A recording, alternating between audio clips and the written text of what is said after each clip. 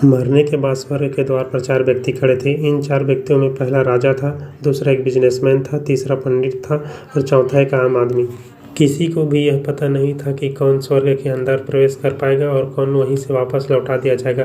सब स्वर्ग का दरवाजा खुलने का राह देख रहे थे और आपस में बात कर रहे थे। जैसे कि राजा को मरने से पहले ही आदत थी, उसने अपनी बात सबसे पहले बताई। राजा ने कहा, मैं बहुत प्रख्यात राजा हूँ, मैंने धरती पर बहुत नाम कमाए, इसलिए पूरी संभावना है कि मैं ही स्वर्ग में जाऊंगा। फिर व्यापारी ने अपनी बात सामने रखी। वह बोला, मैंने भी धरती पर खूब धन कमाया और उस धन से मैंने सैकड़ों लोगों की मदद की, इसलिए मैं ही स्वर्ग का हकदार हूँ। अब बारी थी पंडित की, तो पंडित ने अपने मुंह खोला और सबको यह कहा, चाहे तुम जो सोच लो, लेकिन यह बात तो तय है कि स्वर्ग के दरवाजे खुलेंगे तो मेरे लिए ही। सब जानते हैं कि पंडित दिन रात भगवान को याद करते हैं, इसलिए स्वाभाविक है कि स्वर्ग में पंडितों का स्वागत किया जाए।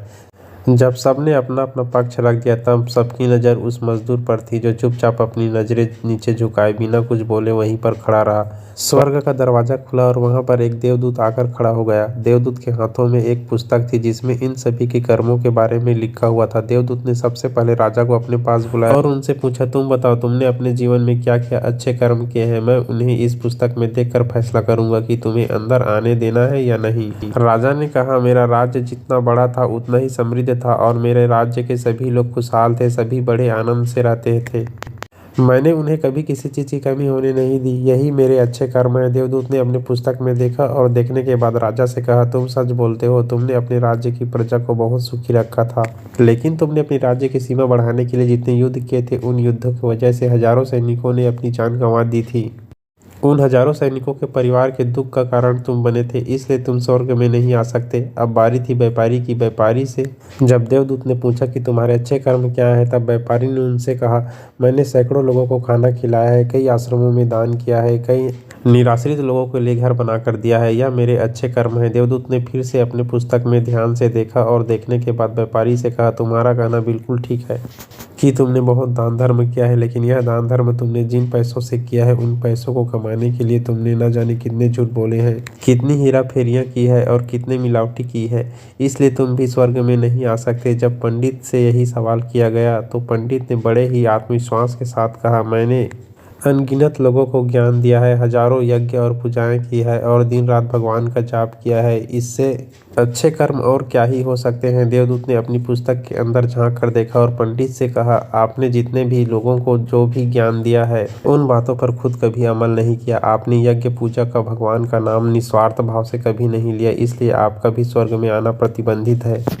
मजदूर यह सब देखकर हैरान था। वह अब तक जिन्हें महान समझता आ रहा था, उनकी व्याख्या स्वर्ग के दरवाजे पर आकर बदल गई थी। धरती पर जिन कर्मों को अच्छा समझा जाता था, उनका यहाँ पर कोई मूल्य नहीं था। यमदूत ने जब इस मजदूर को अपने पास बुलाया और इससे पहले कि वह उससे उसके अच्छे कर्मों के बारे में कुछ पूछता, इससे पहले मजदूर बोल पड़ा, प्रभु, मैं जानता हूँ कि मैं भी स्वर्ग में आने के लायक नहीं हूँ, लेकिन मैं फिर भी एक बार बाहर से ही स्वर्ग को झांक कर देखना चाहता हूँ।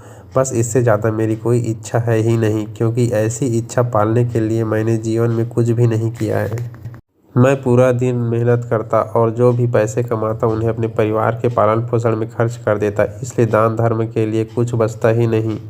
लोगों की भला मैं क्या सेवा करता, क्योंकि काम के बाद जो थोड़ा सा समय मिलता उसको अपने ही बूढ़े माँ बाप की सेवा में बिता देता, और यह सब करने के बाद मैं कभी कभी मंदिर भी चला जाता और भगवान से जैसा कि मुझे दिया है उस जीवन के लिए धन्यवाद करता। देवदूत ने यह अपनी पुस्तक में बड़े ध्यान से देखा और थोड़ी देर देखते ही रहा। फिर उसने मजदूर से पूछा कि तुम याद करके बताओ, तुमने कभी तो कोई अच्छा कर्म किया होगा।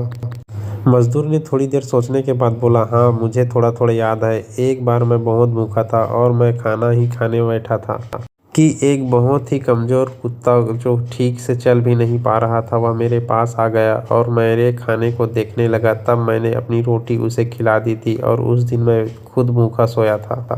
मजदूर की बात सुनने के बाद देवदूत मुस्कुराया और मजदूर को बड़े सम्मान से स्वर्ग के अंदर लेकर गया। दोस्तों, अच्छे कर्म लोभ मोह माया इन सब भाव में आकर नहीं किए जाते और ना ही इन्हें अच्छे कर्मों की श्रेणी में गिना जाता है। निस्वार्थ भाव से किया गया एक ही अच्छा कर्म भी आपके जीवन के सारे पाप धोने की शक्ति रखता है।